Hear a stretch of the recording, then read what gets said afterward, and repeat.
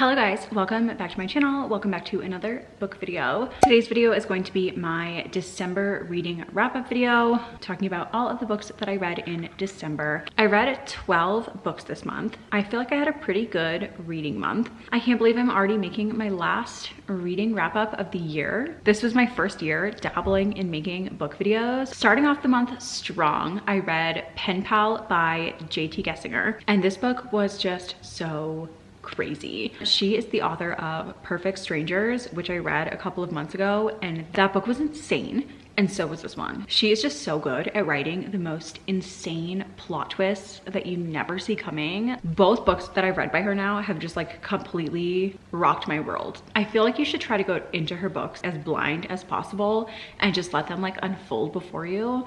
But a small recap of what this one is about. It's about a girl whose husband passes away and she is like deep in the grief of her husband. And then she starts getting these letters from a man in prison. She doesn't know this guy. She is like so confused, but she ends up responding to him out of like curiosity. I just feel like I can't say too much because I don't want anything to be spoiled, but this book was nothing that I ever could have expected.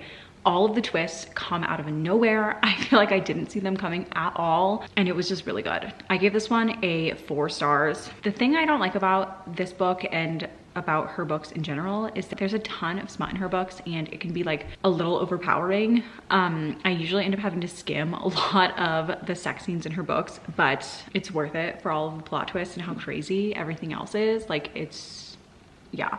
After that, I read 'Tis the Season for Revenge. I wanted to read a festive little romance book this month. This one is like definitely inspired by Legally Blonde. It has all like the Legally Blonde vibes to it. It's about a girl who basically gets dumped by her asshole lawyer boyfriend. So she's trying to get revenge and she ends up matching with his boss on like a dating app. Ends up trying to like get together with his boss to get revenge on her ex-boyfriend. This is hard to rate because I really enjoyed most of it and I like couldn't put it down. I was like really loving it, but it was also really frustrating because you just like are so frustrated with the main character the whole story. This one too, I felt like there was too much sex in this book. It was overkill. It was in every single chapter and I was like so bored of it. I ended up only giving this one a 2 out of 5. It was okay. It just, I don't know. It like started off really great and just went kind of steadily downhill the whole time for me. After that, I read The Wives by Taryn Fisher. I listened to this one as an audiobook. This one was pretty good. I gave this one a 3.5. It definitely kept me super entertained and I was really hooked the whole time. I don't want to give too much away about this one so there's not any spoilers either, but this is about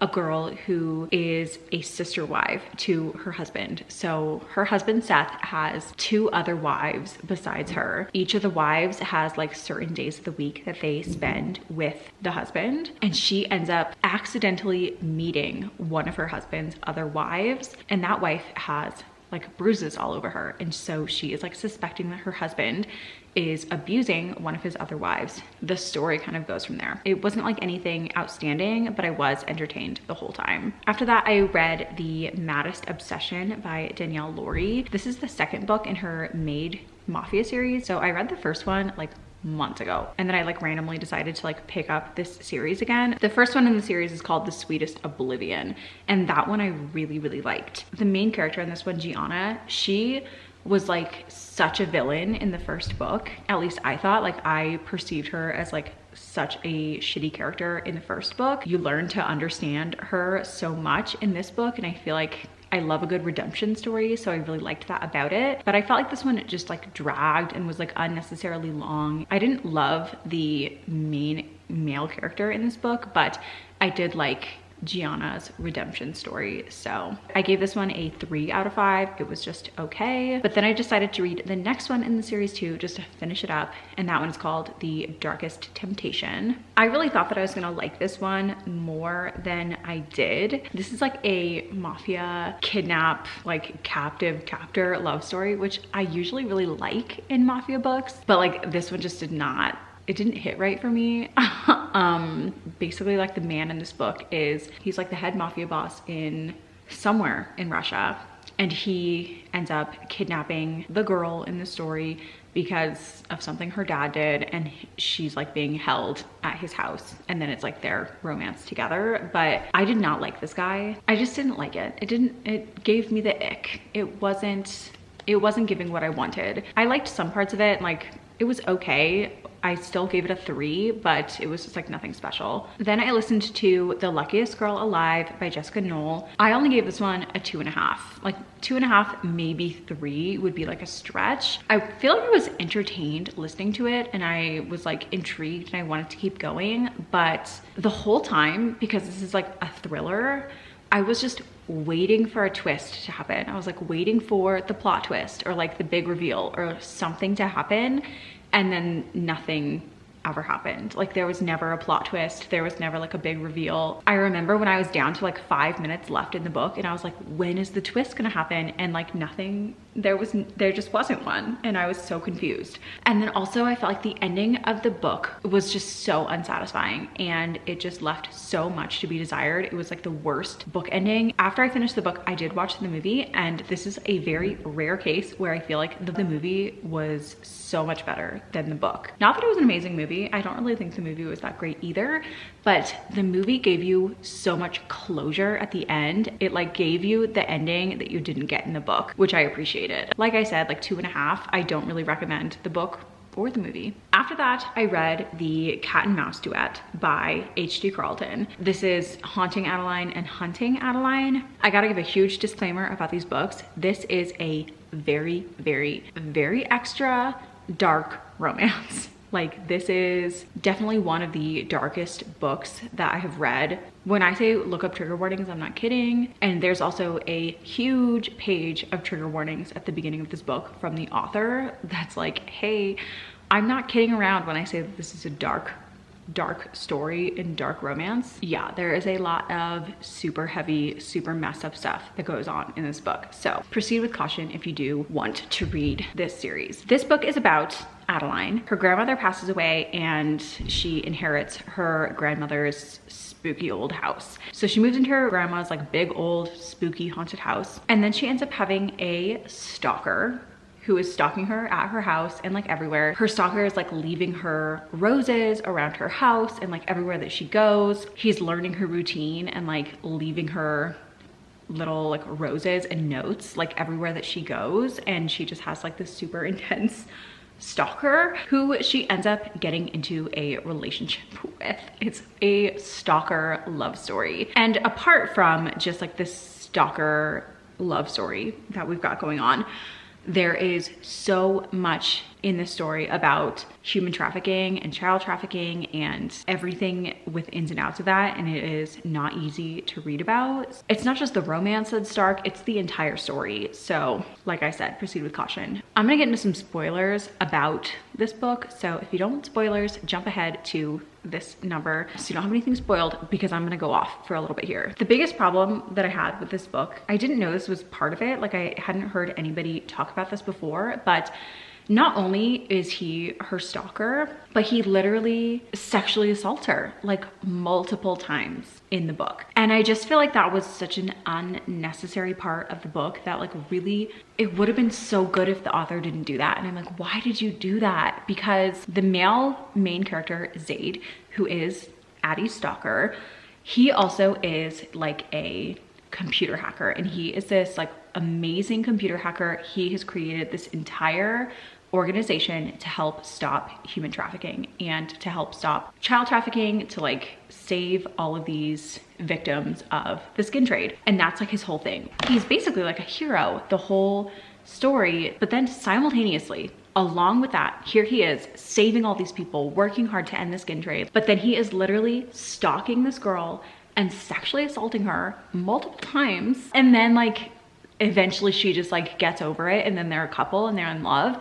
And it's very like weird Stockholm syndrome. I just could not get past the hypocrisy of him being like a hero who saves people, but then while also literally sexually assaulting her. It's really, really hard because on one hand, he is a very a likable character and you are like rooting for him because he is like doing all these really great things and like helping people, but like he is such a hypocrite and he's literally hurting her and he is like being the villain at the same time. So I feel like I had a hard time with that with this book. Everything else in this book is just like really, really dark also. I didn't rate this one on Goodreads. I still don't know what rating I would give this one. Like it's just, I don't know. But then on to the next one, Hunting Adeline. I'm still in spoilers. Addie gets kidnapped and she gets sold into human trafficking. And that is like the plot of the second book, is that now he has to try to get her back from human trafficking because of all of the enemies that he has. The second book is significantly darker than the first. There's a huge warning at the beginning of this book too, with the author herself is like, this one is a lot more intense than the first one, and it is.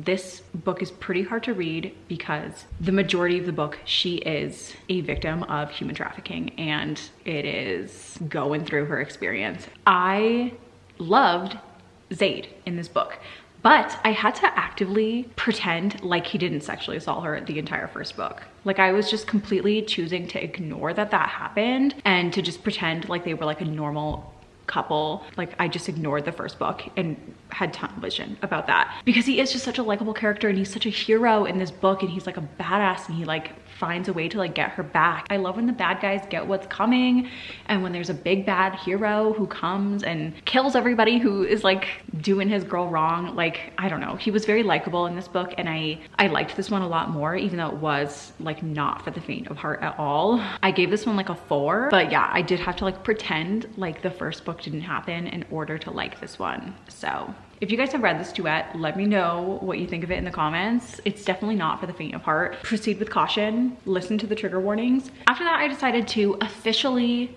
DNF Icebreaker. I DNF'd it at 45%, and that is after switching to the audiobook. That's like my thing. If I'm like bored by a book and I can't get myself to read it, I will try to listen to it instead to keep going, and even that couldn't help me. I do not understand the hype of this book at all. I'm so confused by it. It felt like it was so long, way too long, with almost no plot up until 45%, which is a long ways. The main characters start hooking up like almost immediately. There was like no lead up because they're just like immediately sleeping together. So you like don't really have like anything to look forward to. You could tell that this is the first book in a series and she is trying to introduce so many characters. And you know that these characters are all gonna have their own books eventually, but it just felt like overkill with how many characters you were like being introduced to. It was hard to read. I did not like it. I also felt like it was just like, how do I describe it?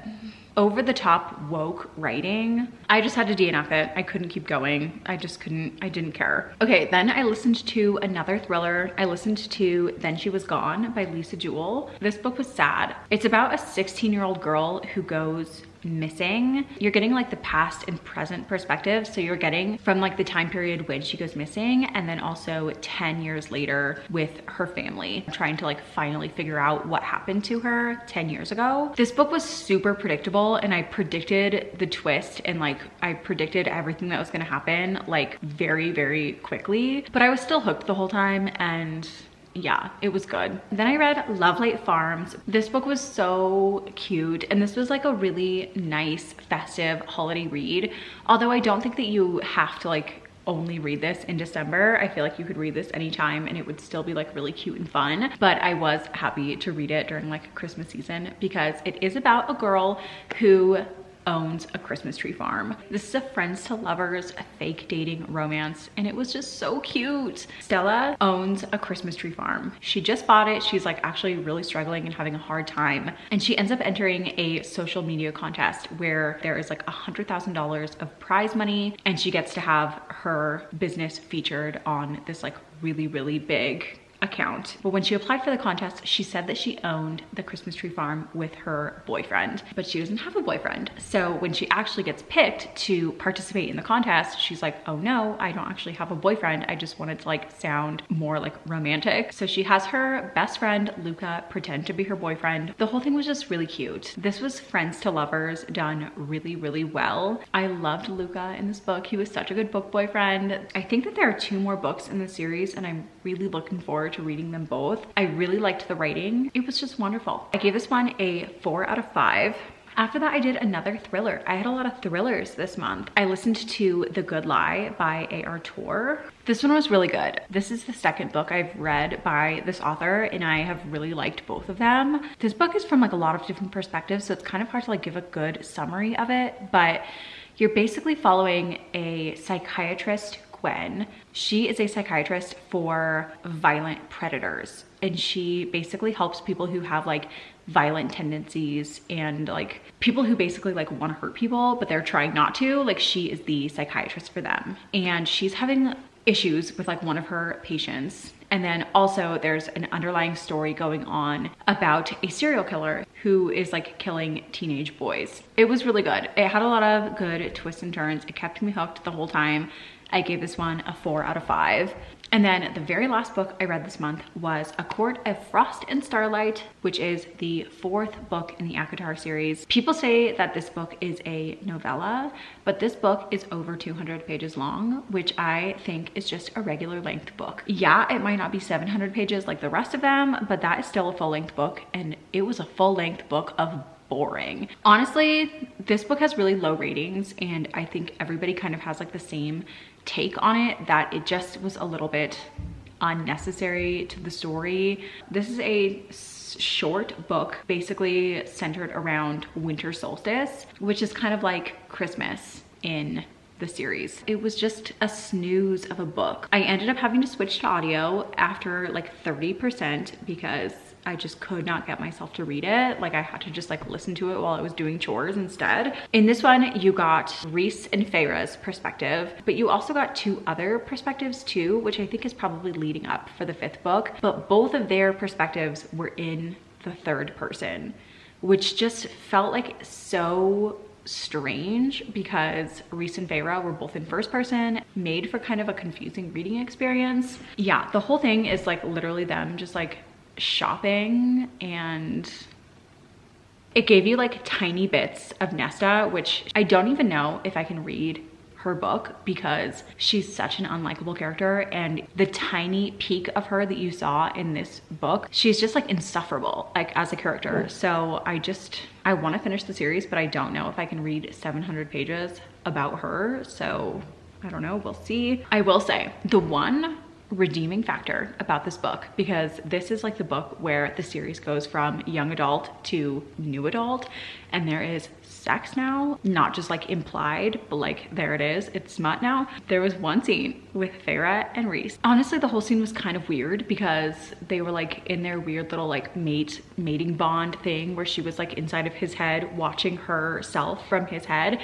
and he says, and I was like, ooh, that was kind of hot. That should have been the whole book right there. Once again, if you have read this one, tell me what you think of it. If you've read the whole series, especially the next book, if you have read Nesta and Cassian's book, did you like it? Was it worth it? Was it insufferable? I just don't know. That's a big book. It's the biggest book in the series, and I just don't know if I can do it. Tell me your thoughts. But that was the last book I read this month, so that is everything. That's my entire wrap up, my last wrap up of the year. Yeah, if you've read any of these books, tell me what you thought of them down below, or if you have anything that you think I should add to my TBR. Otherwise, yeah, thank you guys so much for watching. Don't forget to subscribe and follow us on Instagram, and I will see you guys all in my next video in the new year.